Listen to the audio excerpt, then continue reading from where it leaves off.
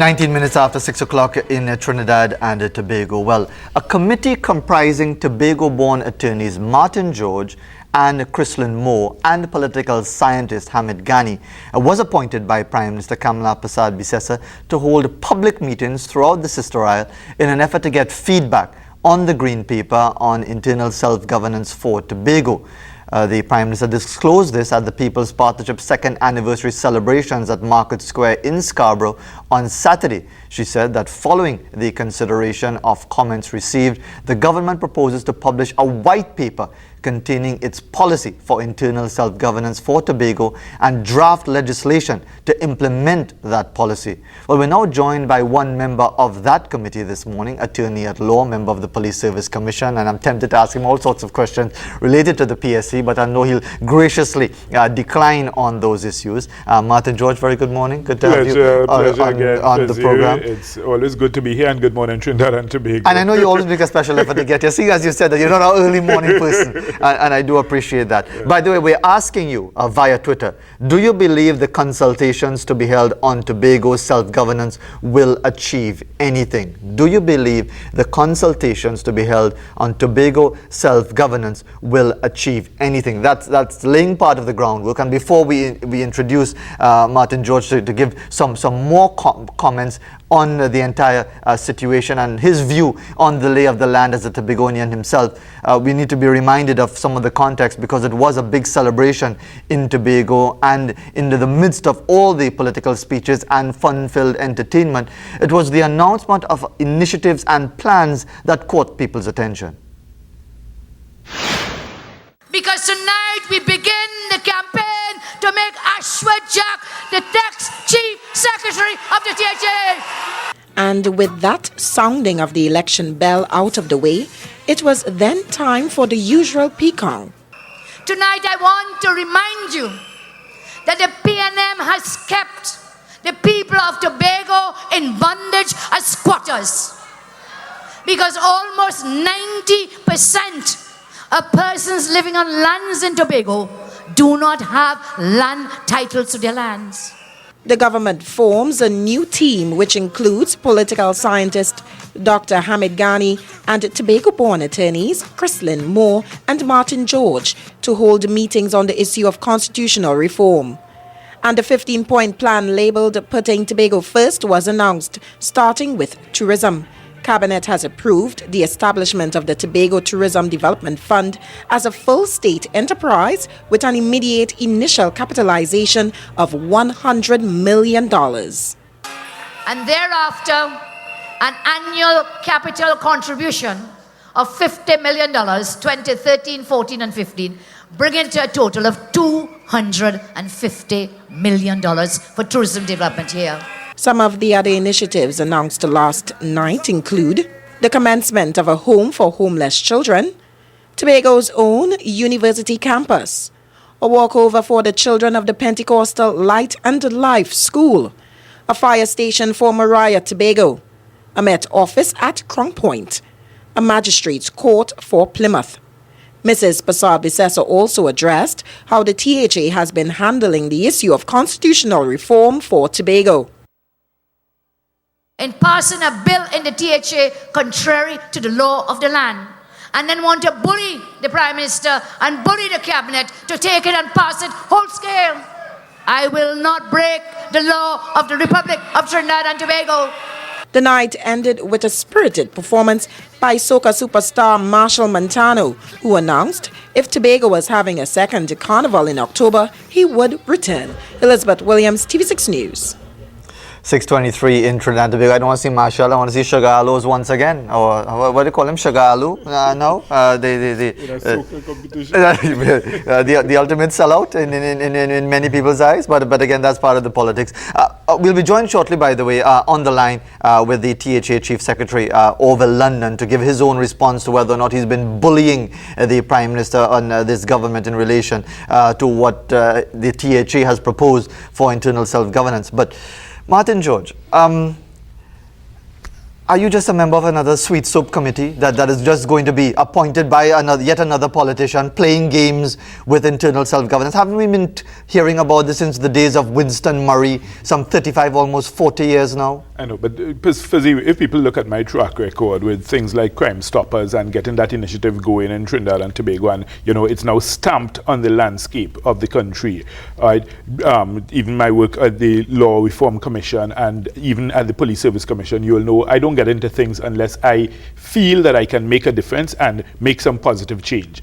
And given the other two members of the team, that is Dr. Hamid Ghani and Chrislyn Moore, I am confident that we will be able to deliver something that is above the fray, because I think that's the difficulty now. What you have basically two competing sets of bills, and I think what the Prime Minister is thinking of and what she's looking at is that she doesn't want it to end up as something being, of a partisan nature. So she said, look, appoint this committee, let them go out, let them discuss both bills with the people, come back with the feedback, and basically you use that as your template going forward. Fair enough, and I also have to point out that for those who are not familiar with Martin George, the columnist, you should read a lot of what he says in the Sunday Guardian. Not that I'm pushing the competition, but you're very, very forthright in that, which is why it's a bit of a surprise that given our track record of these various committees, it's almost seen as a buying time by governments. Rather than deal with issues, they form a committee, which takes a considerable period of time. By the time you've tabled your recommendations, they have said, okay, fine, thanks, we'll now consider it. It's put on a shelf, it gathers dust for about 20 years, and then Martin George Jr.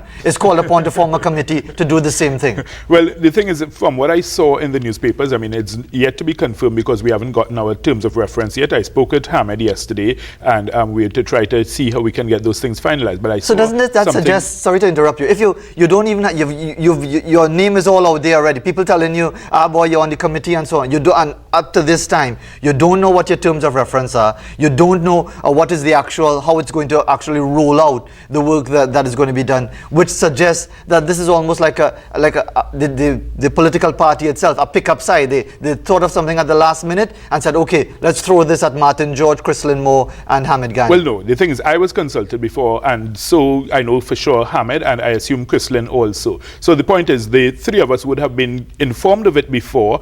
We knew that, look, we were being asked to take this on. In terms of the exact terms of reference, how we are to do it, that we haven't been told yet. But I saw in one of the newspaper reports they mentioned June 29th as a possible deadline. It looks a bit short, but at least if it is a deadline, then you know that you will get it back in more than adequate time prior to the THA elections, which are constitutionally due in June, because it is a point that will come up again and again on the platform in Tobago, particularly as the election race heats up. So I think there is need to bring some clarity, some dispassionate, impartial views to the table so that people can look at it and say, well, okay, look, this is what we really want or this is what we don't want. Fazil, you would know over the years, through my writings, through my appearances on your show, on other shows, I'm very passionate about Tobago. I really believe in the potential, the future of Tobago. Tobago has so much potential. When you travel, when you go to places like St. Martin, you go to even places like St. Lucia, and you see what they have been able to do with their development. And I know that Tobago can do even more. Let me just ask you to hold for a second, because we also have someone with us who is also passionate about Tobago, but is now being accused of bullying the Prime Minister and her government into breaking the law. The THA Chief Secretary over London is with us on the line. A very good morning to you, Mr. London. Good morning to you, Wazir. And morning to Martin. Good morning, Chief Secretary. Yeah. Good to have you with us on the program. Respond, please, to those accusations that you are more or less trying to run roughshod over the law in Trinidad and Tobago and essentially bullying the Prime Minister into having your way. Yeah, I think that's a very dishonest statement. Basically, what the Prime Minister is saying is that I would have asked her to take the bills directly to the Parliament. I just want to read to you, Fazir and Martin, a copy of a letter, extract from a letter which I wrote to the Prime Minister on the 12th of March. And it reads just 2 paragraphs. Yes, please. Madam Prime Minister, the government's decision to ignore the bill submitted on behalf of the people of Tobago is unjust and could prove to be counterproductive. I concede that the Cabinet does not have to agree with nor give support to the recommendations contained in the bills. However, I'm convinced that the views of the people of Tobago should be placed in the public domain for discussion, debate, and final resolution. Any other option could only lead to unnecessary conflict and confusion at a time when we have the opportunity to resolve this long-standing issue. And the letter goes on in that tone. In other words, Fazir and Martin, all I've been trying to do over the past year is to convince the Prime Minister and the Attorney General, look, the people of Tobago have been involved in an exercise for 4 years. It is an exercise which the people of Tobago believe was non-partisan, involving people of the caliber of Dr. John Prince, Dr. Easton Mackenzie, Dr. Rita Pemberton, and of course Carlos Dillon. The bills were drafted by Senior Counsel Russell Martineau with the help of former Justice Monica Barnes. So there is no question about this being something that does in fact represent the views of the people of Tobago. And all we're saying is that if you have a situation where you want the discussion to go further, all we ask in the cabinet to do is say, listen, the people of Tobago are saying this. They've been in this discussion for 4 years. You don't have to agree with what the people of Tobago want, but at least talk about it, discuss it. What we've got is a situation where the government's decision is to totally disregard this and put into the public domain for discussion a bill emanating from the Office of the Attorney General. And we're saying that this is unfair. It's almost insulting. And in those circumstances, the people of Tobago are saying, listen, our voices must be heard. And that's all I'm asking the Prime Minister to do. If that is bullying, well, then I'm happy to bully her into that. But I just want to say one other thing. Yes, please. The Prime Minister also referred to the fact that I have been writing her incessantly, and actually referred to me as a crybaby for doing that. But let me just read from the Tobago House of Assembly Act, which says the Prime Minister and the Chief Secretary shall hold regular discussions with a view to formulating administrative and legislative mechanisms for the promotion of harmony in the affairs of Trinidad and Tobago. In other words, the Act would have foreseen that, the framers of the Act would have foreseen that there are going to be situations where there is tension. And all they're saying is as two responsible leaders, the Act is mandating you in a situation like that to either prevent or preempt conflict and disharmony. And all I'm asking the Prime Minister to do is that in keeping with this aspect in the Act, let us talk about Tobago, because there is confusion in Tobago. And I want to say that the more committees that you put into the fray, with all due respect to Mr. George and Dr. Ghani and so on, I have a lot of respect for them. But we got to ask ourselves whether in a situation where Tobagonians have been actually speaking about this thing for 4 years, where they have indicated in no uncertain manner what they want, is there anything to be gained by going out to them again to ask them what they want? You know. Just hold that a moment, Mr. London. Sorry to interrupt you. Just stay on the line with us, because I'd like to invite Martin George to respond to that and to discuss some other points with you in a moment, because inevitably many people see this as basically politics, PNM, People's Partnership, UNC, however you look at it, and never the twain shall meet. Martin George, just in response to what we've just heard from the Chief Secretary. You see, are you going over beaten ground already, basically? No, it wouldn't be fizzy, because Mr. London has indicated that because of the presence of the two bills, and he is correct there, you have a lot of confusion on the ground. I speak with Tobagonians all the time. I'm always in Tobago. And, you know, people are not sure, in other words, well, okay, what does this one do? What does the other one do? So I think that is why it is important that you have something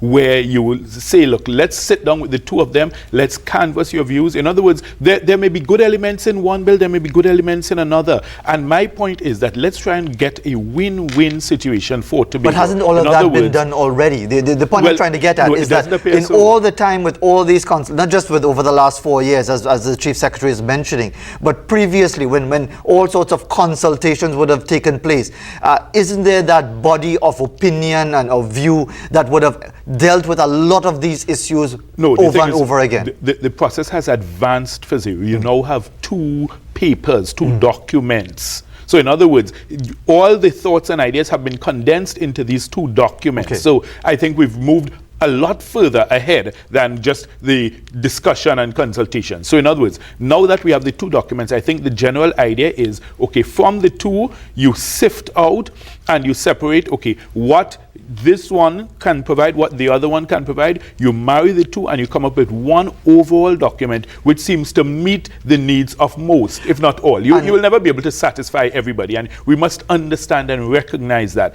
But the idea is that at the end of the day, you produce something which is acceptable to the majority or to the large number of people. And how does a public consultation assist in that regard? If the information is already there in two bills, or the views and the proposals and so on, how does a public consultation or public consultations assist in that regard? Because the point is, you would now get a sense from the people as to, okay, which elements of this one you want, which elements of the other one you want, because they are very divergent in many areas, from what I understand. You know, when you look at one, there's some areas, particularly like, for instance, the demarcation of the what is the limit of the definition of Tobago. In other words, how far into the sea do you define the boundaries? And that's a big issue. So the point is, you need to get these issues sorted out so that when you move forward, it could be something that has the overall consensus. And I think that's the whole idea behind appointing a non-partisan committee, because as you quite rightly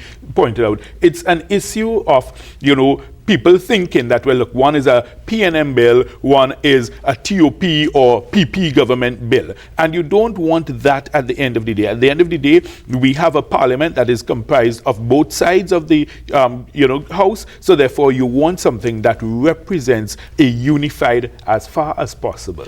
We could never achieve perfection. We could never achieve a utopian state of affairs. But we must at least always aspire towards that. Mr. London, do you see value in that argument? Not particularly. I'll tell you why. In other words, Mr. George mentions the question of a PNM bill as against a People's Partnership bill. But let us look at the process. We in the Tobago House of Assembly would in fact have set up a non-partisan committee. I don't think anybody can refute the fact that people like Dr. Pemberton and Dr. Mackenzie and these people are non-partisan, fiercely non-partisan. Now, if at the end of this exercise you have a situation where it is still considered to be a PNM bill, and I really feel that is an insult to the integrity of all these people, to think that people of the caliber of Russell Martineau and Dr. Mackenzie and Dr. Pemberton would be involved in a process which is going to be politically tinged. I have a problem with that. But if that is the thinking, then what is to prevent people at the end of the day from saying, well, listen, because the People's Partnership government set up this non-partisan, in inverted commas, group, that they too will tell that you're going to come up with a PP position. The second challenge I have is this. That committee actually had 41 community meetings throughout Tobago. They had 3 public consultations. They had a situation where the bill was drafted and then redrafted after all these consultations. I have a little problem in finding out how can you instill confidence in the people that this new document, because it is going to be a new document, or this different document, will in fact reflect the views of the people, when, as Mr. George indicated, you have a time frame of maybe just about a month.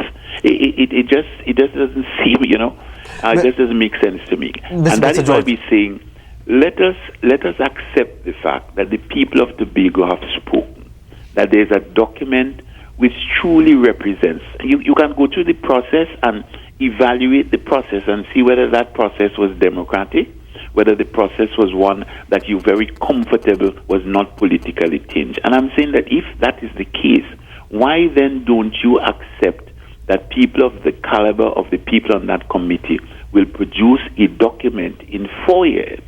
After 4 years, we'll produce a document that reflects the views of the people of Tobago.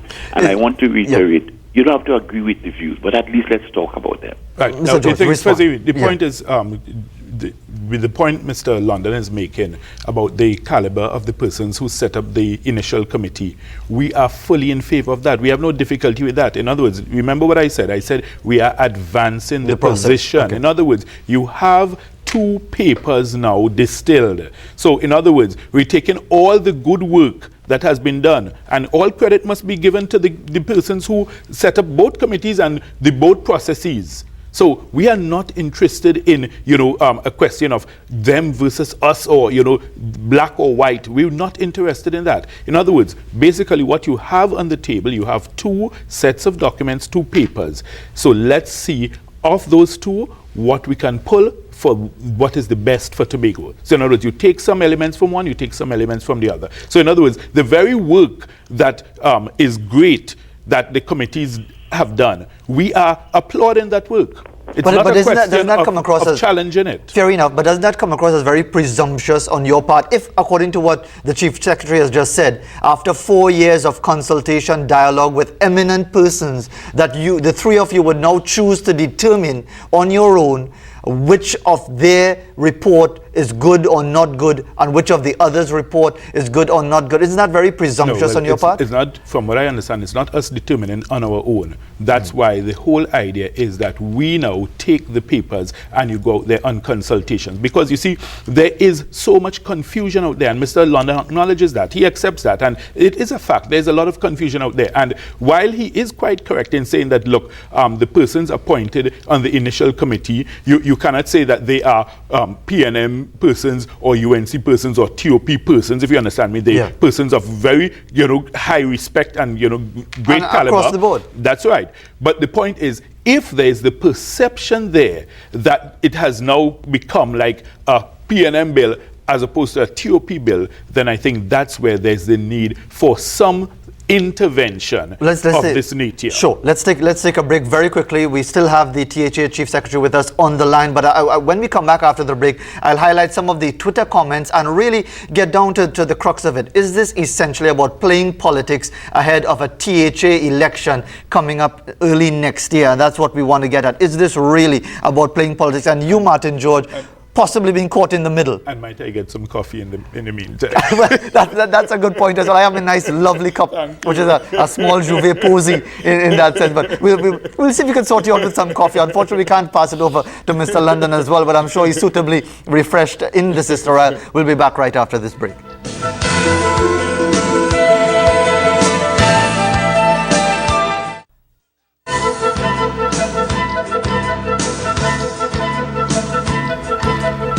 .644 in Trinidad and Tobago. You ever see a man beg for a cup of coffee on live TV? Well, that was Martin George just a couple of minutes ago.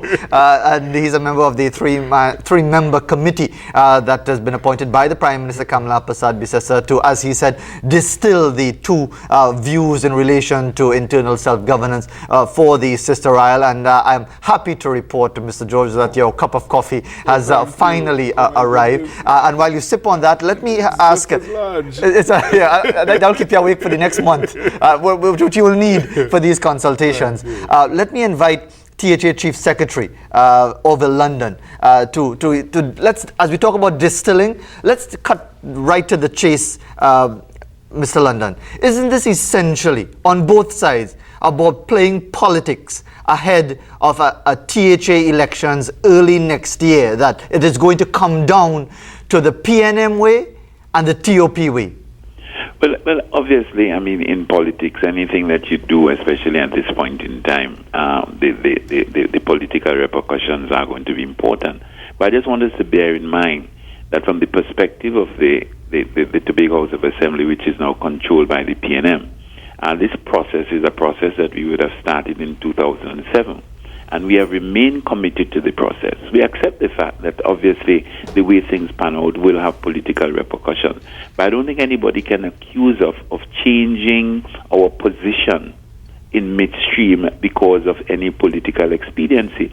I don't think the same thing can be said of the Tobago Organization of the People, because we got to understand that the process in which we now engage is a process that was started in the Tobago House of Assembly. In fact, quite interestingly, it came out of a motion brought by the then leader of the minority, Hojoy Charles, and in effect supported by the entire Assembly. And the entire Assembly would have agreed to the process, agreed to the setting up of the committee. And we had a situation which was quite novel in the sense that the John Prince Committee, the committee set up by the Tobago House of Assembly, actually was able to bring together representatives of all the political parties in Tobago in a 2-day session at Mount Irving. And after that session, there was a communique in which the leaders of the party were asked to sign, indicating that there were certain aspects of the bill on which there was agreement. The two people who signed were Orville London for the PNM and Ashworth Jack for the TOP. Interestingly, after May 24th, the posture of the TOP changed and they started drifting away from the process. So yes, and in fact, Mr. Jack is told the people that the reason why he joined the People's Partnership was to give internal self-government for Tobago in a scenario where there was already a process in train that would seemingly have led to that in any case. So yes, there are some political overtones here, maybe more than overtones, but I would tend to feel that even if we in the PNM know that if it pans out in a particular way, that there will be, a certain degree of, political benefit for us, nobody can accuse us, based on the timing and based on the process, of deliberately trying to rearrange the situation for political. Let's look at a couple of very quick comments here via Twitter. Michael Peter saying, why will they want to run themselves? I think they are going in the wrong direction. Someone also pointed out, Jalan, saying that does any consultation ever serve a purpose? They go ahead with their plans either way, despite of how it affects the people. And by the way, we want to remind you, when you're sending your comments, sending to hashtag at TV6ME, that's the only way we'll be able to highlight your comments with the hashtag at TV6, hashtag TV6ME for your comments via Twitter. Martin George, now that you're suitably refreshed and energized, that you're going to fail a drug test if you're going to run the 100 meters. I appreciate the coffee. Yeah, and the size of the cup. But aren't you essentially going to be used? You want your committee's recommendations or whatever.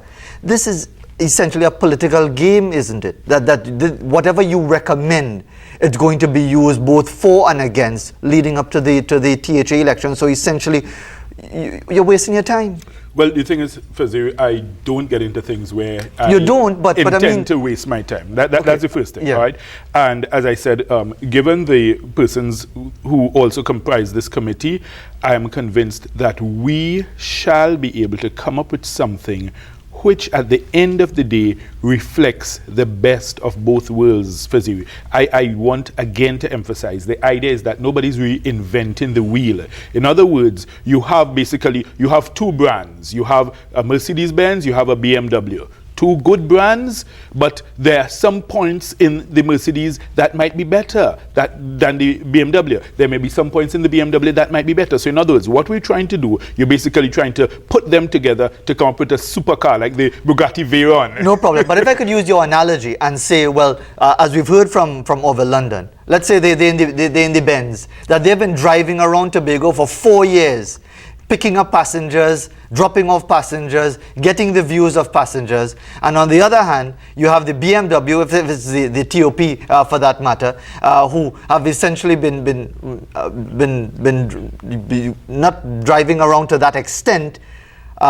Isn't it fair to say that what is being offered by the Mercedes-Benz is more reflective of the views of the people of Tobago? Not necessarily, because if you are still using that analogy, then the point is, given what we have with technology and the advances in terms of knowledge and information dissemination, it is clear that, look, even though one process may take 4 years, in 1 year, another process can do just as much work, get as much views, opinions in, put them together, collate them, and come up with something. So in other words, now that you have the two documents, let us look at them and see what is best for the people of Tobago, but not just Tobago, Trinidad and Tobago, because we also need to take that into context, and that's something that I don't want us to lose sight of. In other words, we have to move away, Fuzzy, from the idea of us and them in terms of Trinidadians and Tobagonians. I think we all need to take a broader view, a more global view of our nationhood.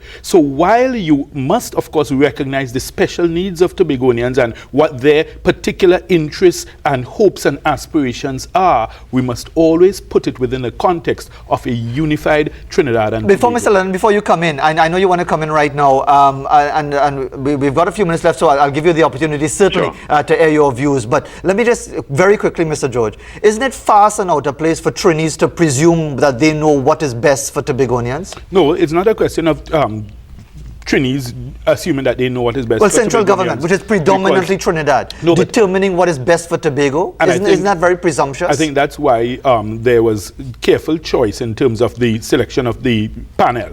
So